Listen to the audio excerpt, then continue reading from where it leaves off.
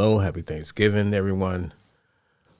Just want to speak on some world events, just some ideas, just some thoughts. I see that religion is on the table. People are using religion for their own personal propaganda. And to me, that's been going since the history, throughout history, through as the world got populated. There's always been an angle. There's always been some type of agenda. And they put it in a political, religious lane to, kind of endorse, with that spiritual enlightenment that they put on to make law the land, and it's just, and then here we are today, with this explosion. Now you see on your timeline with the movement against Muslims, the propaganda, the same old propaganda that's being hurled at Muslims and stereotypes. And it's crazy because a lot of things that you're accusing one religion of, you have subjugated yourself to. You have not shown that, not all of you, but there's a segment, there's a fraction of you who do this, have not shown any humility, any type of compassion, any type of respect. And you based it on your religion and what God puts in your heart. And when you read your religion texts, books, Bibles, Qurans, Torahs, and so forth, the one main thing that I get out of it is humility and respect for your fellow man. But we know throughout history that's subject to change based on monetary agenda, land grabs, place, at the table in governments and in politics. So it's the same method. It's just that it takes on different, it's like a chameleon. But you can recognize the method of movements, and we allow it to happen, and we stay silent. And it gets to this point where we're disrespecting other people's religious rights out in the open. And we haven't learned anything. We can have all the wars in the world, and we still seem to repeat the same rhetoric. It seems to work all the time, and sometimes you have to ask yourself, who's behind it? Are these people, who are these people? These star chambers, well connected, influential, powerful elites out here that can do that, and just at a snap of a finger can just shift world events just like that. It's crazy. So, something to ponder as we move forward into the new year of 2026. Peace. They make a valiant effort. You can deport as many people seem fit that you say that broke the law, entered the country illegally. You can blame and make anything your narrative as far as Islam. We have to now come at Islam. So you can do all that. But at the end of the day, when it's all said and done, it's too late. It's the fastest growing religion throughout the world. And it's a peaceful religion, despite the fanatics that say they do things that they're going to do anyway and just say, oh, we do it in the name of Islam. That goes both ways through all walks of life, through all nations. Politics, they pick sides. And then they want is Islam now. Islam is the problem. Amazing. Amazing. Like like we just forgot about the Crusaders, right? Hmm? You know what I'm saying? So you got your little history, America's history, and then you got some real history that they don't want to tell you. That critical race theory thing. They like to hide things like this. Mm-hmm. Yeah. So believe what you want. Do as you do. The floodgates are open. It is what it is. Peace. Sir, yes, sir, yes, sir. Vanguardian, 650. Winding down on this Saturday afternoon, this Saturday evening, actually. I got out today early. I got off. I said, I'm going to enjoy the sun was out, blazing. Once you got past a little bit of uncomfortableness, of the chilliness, it was good. Sun was out. I figured, hey, I just hung out downtown all day.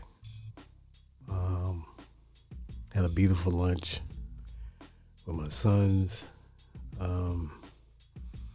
Took it where they, did what they wanted to do. And then I had my own time, and then now I'm just kind of recline mode, just relaxing.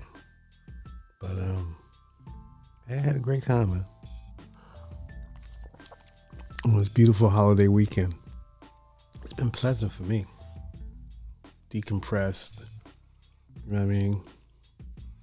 Get the workload off your mind, and hey, feel rejuvenated a little bit, you know what I'm saying? Had a good meal. I'm not mad at life. I'm not mad at life, man. I thought it was gonna be hectic downtown, albeit with the guardsman that got shot, and one actually passed away from her injuries. But I thought it was going to be, I was reluctant to go downtown because I thought it was going to be, all that situation. I was right by the White House and all that. So, hey, it was smooth. It was smooth. My route, I didn't have no route. I just go where I go, you know what I'm saying? But it was smooth. Hit the monument, hit the National Gallery of Art, hit the Capitol. I was going to go past the Supreme Court, but it just wasn't on my mind. Went past the African American Museum, the Native American Museum. So, had a full day. It's free.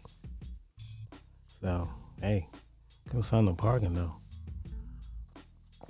I was able to park at the Capitol though. I guess on weekend they give you liberty to park there. As long as you ain't taking advantage of it. But if you just going to the Capitol, do your little photos and all that, they don't mind. So did park there, and then I just kind of ventured around. Saturday, man, you know how it is. Had the music on, a little hip hop, and we was out there chilling. We was just vibing. Got off 95. 95 was a mess going south. So I went through the city. So I'm not getting back on the highway. I'm going through the city, which I did. Hit Nationals Park, Ali Stadium, the DC United Stadium, and I was downtown. I was good to go. You know what I'm saying? I was good to go. I hit South Capitol. I was Johnny on the spot. So that was my day.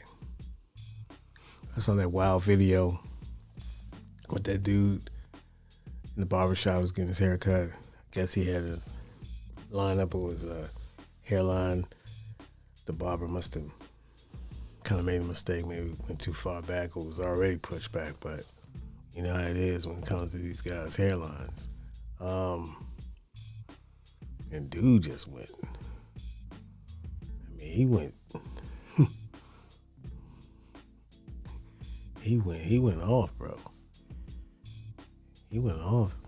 There were kids in the barbershop too, little young kids. They had a witness, dude pulling a weapon, and I mean, it's an argument at first. I'm like, yo, you know, you got kids right here, y'all arguing, and so the barber was like, okay, man, you know, if I made a mistake, you were trying to show him, but you know, he didn't do it. You know how barbers do? They try to show you.